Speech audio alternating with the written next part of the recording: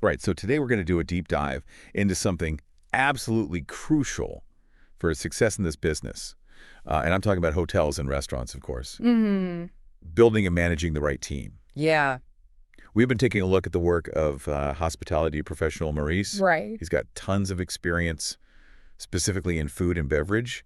And what's so valuable about his perspective is that he really gets what it takes to not just, keep a restaurant afloat, Right. but to actually make it thrive. Yeah. Really see a strong return on your investment. Absolutely. And, for you listening out there, the hotel and restaurant owners out there juggling a million things, Yeah. we want to kind of cut to the chase here and distill Maurice's wisdom into the most practical, actionable strategies you can use Right. for building a team that just absolutely kills it. Yeah. And I think one of the things that really struck me early on in Maurice's work was his emphasis on this idea that, look, obviously amazing food is what gets people in the door the first time. Right. It's the service, the consistent, really good service that keeps them coming back. Absolutely. And he makes a really strong case that, in the super competitive world of hospitality today, Yeah. investing in your staff is not just like a nice bonus or a cook. Yeah. It's the foundation. It's everything. It's absolutely essential. Yeah, and he takes it even a step further. I think it's insightful how he frames this investment. Right. It's not just, let's send our staff to a one-day training and check it off the list. Right. It's about ongoing, really high-quality training and development. Right. He even mentions places like Le Cordon Bleu in Paris. Right. Setting that as a kind of standard. Wow. Imagine bringing that level of dedication to your team's skills. Right. It's not just about creating a team of skilled people. It's about cultivating a culture of excellence. Mm-hmm. And that becomes part of your brand. Right. It sends a message Exactly. to everyone who walks through the door that, we take this seriously. Exactly. Everyone here is top notch. Well, totally. And then it's not just about bringing in talent from the outside, right? Yeah. Maurice talks about nurturing the talent you already have within your team. Right.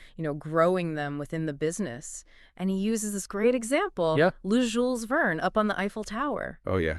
They actually encourage their chefs to become brand ambassadors. Mm. Think about that for a second. Yeah. You're not just retaining talent, but you're attracting new talent. Right. Who see that there's a path upwards. A career trajectory. They can grow with you. Yeah. That's powerful. It really is, and it speaks volumes, I think, to potential employees when they see that. Totally. Like, oh, wow, this isn't just a job. This is a place where I can build a career. Exactly. Learn and move up. It speaks to your values, too, as an establishment. Right, right. And, on that note, Maurice also points to the impact of someone like Anne-Sophie Pickett. Oh, yeah.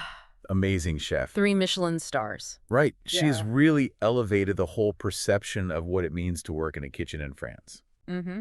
And her dedication, her pursuit of excellence, that attracts a certain kind of person, right? Yeah. Passionate, qualified. Driven. Exactly. They want to be part of something special. Okay, so you've built that culture. Yeah. You've got this environment that just draws talent in. Right. But then Maurice is really clear about the next crucial step. Yeah.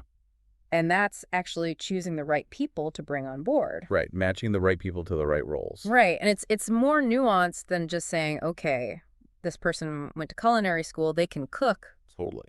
Different restaurant concepts. Yeah. Need different skill sets. Very specific skills. And this is where he gives some really, really practical guidance, I think. Yeah. So, for example, let's say you're running a high-end sushi place. Okay. He says, look for chefs who've trained in Japan. Yeah. Makes sense. He gives the example of Yamcha in Paris.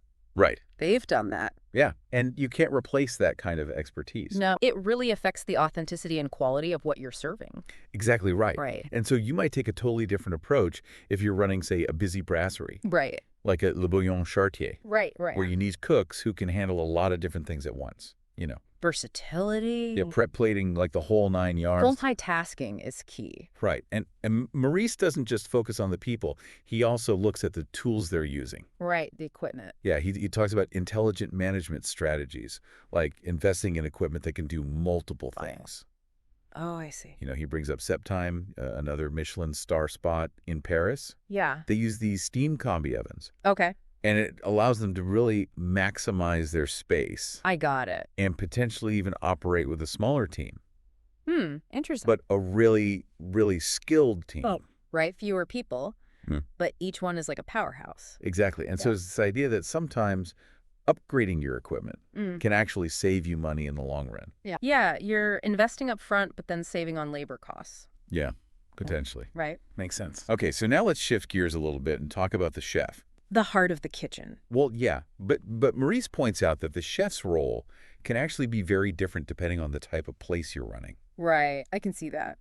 So in a really fancy, fine dining restaurant, Right. the chef is often like the creative driving force. Yeah, the soul of the place almost. Exactly. But for more streamlined operations, maybe something a bit more casual, Mm-hmm.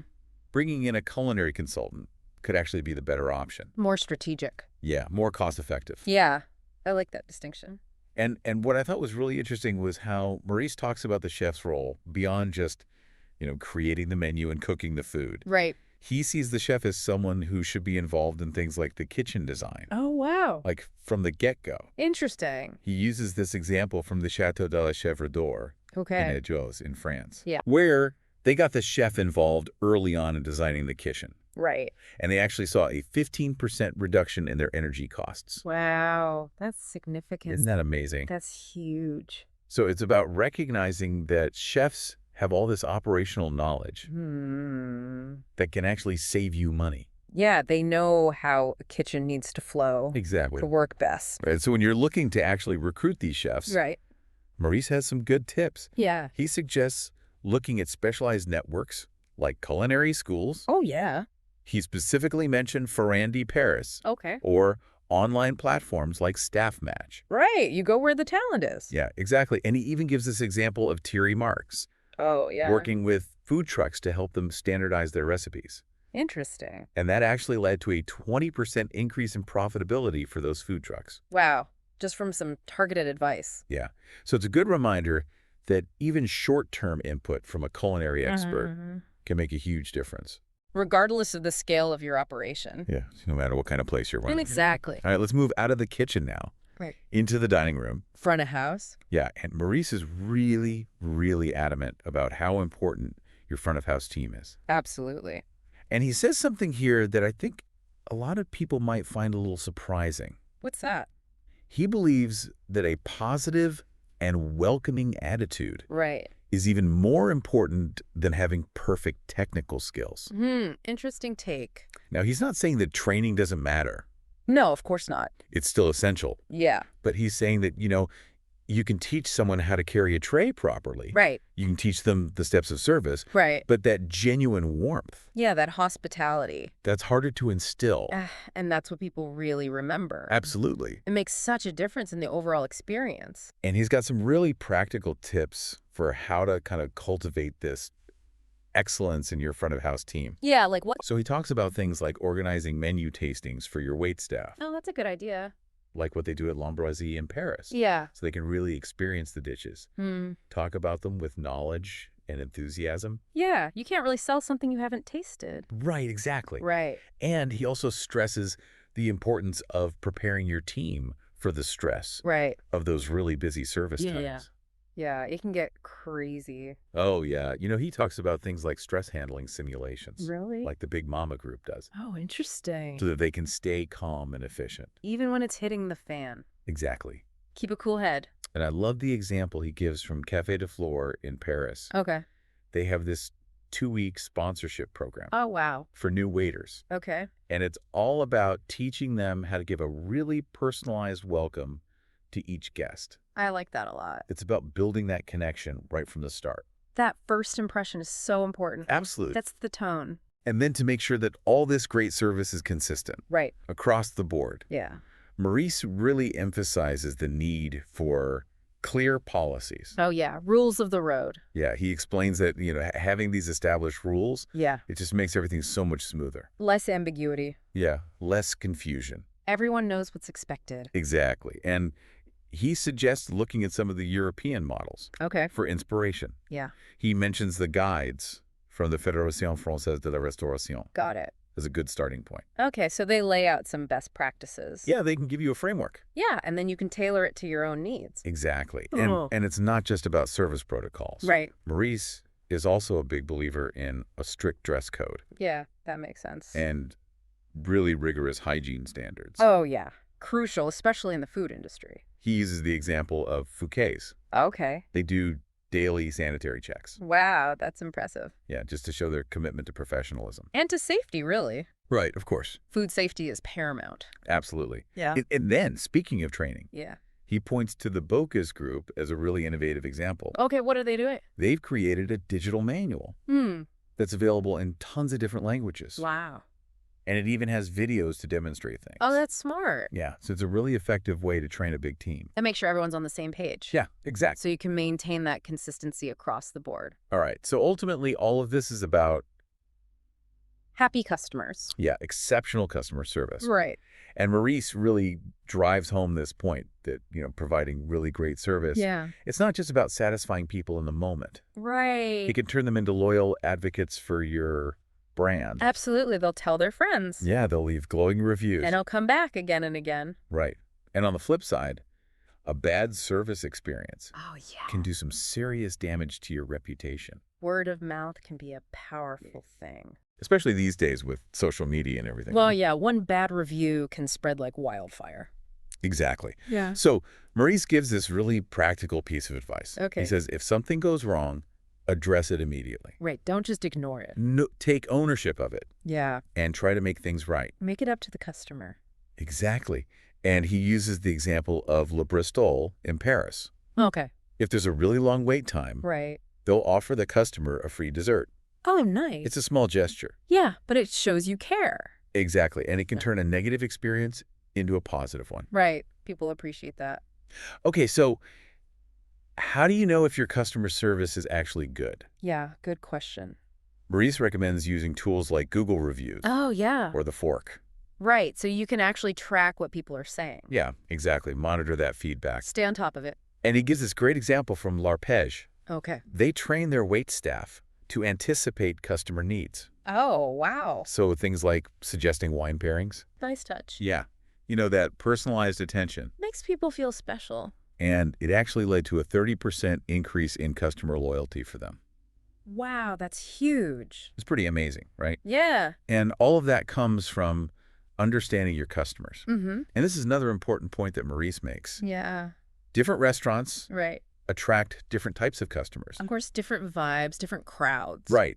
And your service style needs to reflect that. Totally. You wouldn't have the same approach in a fast food joint as you would in a Michelin star restaurant. Right. He contrasts places like Cojan, Okay. which is very fast casual. Yeah. They use automatic cash registers to speed things up. Right. People are in a hurry. Exactly. With a place like Pierre Gagnère, Okay. where people expect those really detailed explanations of the food. Right. They're there for the whole experience. And he gives this really interesting example from La Mer Brosière in Lyon. Okay. They actually adapt their service throughout the day. Oh, how do they do that? Yeah. So, maybe during family-friendly hours, they offer a children's menu. Yes. Smart. And then at lunchtime, they have a quicker service for people who are on their lunch break. Right. So they're catering to the needs of the moment. Exactly, meeting those different needs. Really interesting. Okay, so finally, let's talk about a couple of really important things that Maurice emphasizes, Okay. and that's problem solving and team loyalty. Mm-hmm. He's really adamant about the fact that high employee turnover Oh, yeah. is a huge problem, It's disruptive. It's costly. and it can really hurt your business. Absolutely. You're constantly training new people. Right, and he says that, happy employees. Lead to happy customers. Exactly. It's a chain reaction. So what are some things you can do? Yeah, give me some tips. Well, he suggests offering some nice fringe benefits. Okay. Things like luncheon vouchers. Right. No Glue in Paris gives their employees 10 euros a day for this. Wow, that's generous. Yeah, it's a way of showing them that you care. You value them. Yeah, and he also talks about getting your team involved in the decision-making process, Well, that's a good idea. like Le Comptoir de Relais does. Okay. They have monthly feedback meetings. Right. So everyone has a voice. Exactly. Yeah. And you can get some really valuable insights from your staff that way. Yeah, they're the ones on the front lines. And then he gives this example from Le Dauphin in Paris. Okay. They actually reduced their turnover by 40% Wow, that's amazing. by introducing quarterly bonuses Okay. that are directly tied to customer feedback. I love that idea. Yeah, so it's incentivizing great service. Yeah, it makes everyone feel invested in the success of the place. Right. And like Marie says so clearly, the success of any restaurant or hotel Mm-hmm. really comes down to two things: Okay. the food Right. and the people. The human experience. Exactly. They go hand in hand. And by investing in your team Right. and really adapting your service to exceed customer expectations, Yeah. you're setting yourself up for long-term success. Yeah. You're creating loyal customers. And ultimately boosting your profits. And he even points to some examples, right? Yeah, he talks about places like Septime in Paris and Deverexo in Madrid. Yeah, those are great examples. Yeah, they've really nailed this balance. Of amazing food and amazing service. Exactly. So now that we've kind of explored all of this, I'm curious, what about you listening out there? Yeah. What's one thing that really stood out to you? Mm. Maybe one area that you feel inspired to focus on Right. to create an even better experience In your own establishment. for your staff and your customers. Yeah, what resonated with you the most? Take a minute and think about it. How can you implement these ideas? In your own unique context. Food for thought. Definitely. Thanks for joining us for this deep dive. Until next time. Take care.